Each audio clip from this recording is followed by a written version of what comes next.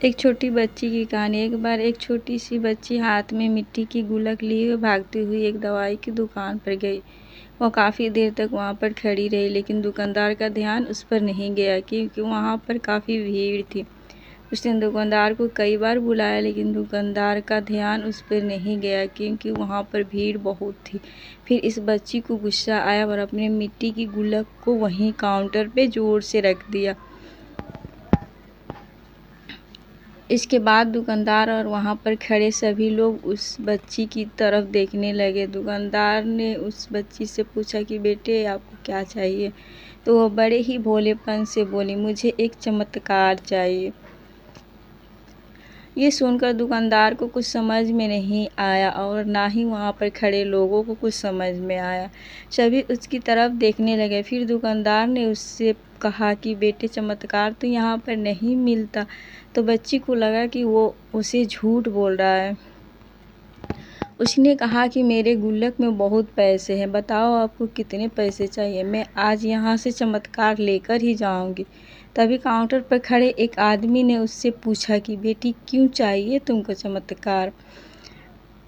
तब उस बच्ची ने अपनी कहानी बताई। अभी कुछ दिन पहले मेरे भाई के सर में बहुत तेज़ दर्द हुआ। मेरे पापा मम्मी उसको हॉस्पिटल ले गए। उसके बाद कई दिन तक मेरा भाई घर नहीं आया। मैंने बहुत बार अपने पापा से पूछा, लेकिन उन्होंने मुझे कुछ नहीं बताया। वो बार बार यही बोलते रहे कि वो कल आ जाएगा, लेकिन वो अभी तक घर नहीं आया है। तभी मैंने देखा कि मम्मी रो रही थी और पापा उनसे कह रहे थे कि हमारे बेटी का इलाज और दवाइयों के लिए जितने पैसे चाहिए उतने पैसे मेरे पास नहीं है।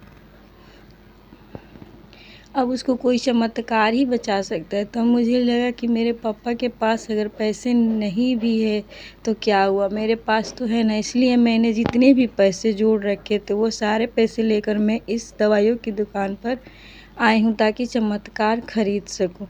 फिर उस आदमी ने बच्ची से पूछा, कितने पैसे हैं तुम्हारे पास? यह सुनते ही बच्ची ने गुल्लक उठाई और ज़मीन पर पटक कर उसे फोड़ दिया और पैसे गिनने लग गई। वहाँ पर खड़े सभी लोग उससे देख रहे थे।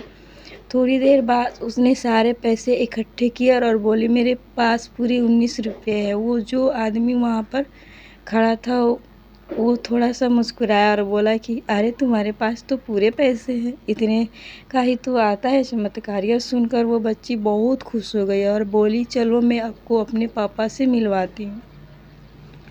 बाद में पता लगा कि वो आदमी कोई आम आदमी नहीं था, बल्कि एक बहुत बड़ा न्यूरो सर्जन था और उसने सिर्फ 19 रुपये में उसके भाई की सर्जरी कर दी। उसका भाई कुछ दिन बाद ठीक होकर घर वापस आ गया।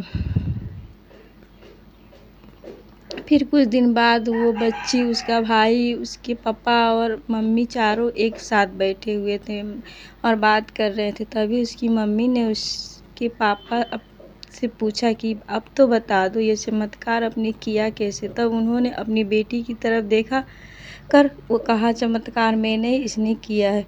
तो यहाँ पर एक बहुत बड़ी सबक है जो हम उस छोटी सी बच्ची से सीख सकते हैं। ज़िंदगी में कभी कभी ऐसा होता है कि हमको कोई रास्ता नज़र नहीं आ रहा होता है और हम लोग हिम्मत हार जाते हैं। तब हमारे अंदर एक बच्चा होता है जो कोशिश करने से कभी पीछे नहीं हटाता। वो हार मानने को तैयार नहीं होता क्योंकि उसको ना शब्द समझ नहीं आता ना आता है। वो बच्चा जिसके लिए कुछ भी नामुमकिन नहीं है, तो क्योंकि वो हर हाल में कोशिश करता ही रहता है। तो दोस्तों, उम्मीद करते हैं कि आपको ये मोटिवेशनल स्टोरी पसंद आई होगी। इन कहानियों को पढ़कर आपके अंदर कुछ कर दिखाने की इच्छा बढ़ जाएगी और अपने जीवन में कुछ बड़ा कर दिखाएंगे। अगर आपको ये मोटिवेशनल स्टोरी हिंदी पसंद आई है तो आप कृपया इससे अपने दोस्तों को भी शेयर करें जिनको इसकी ज़्यादा ज़रूरत है।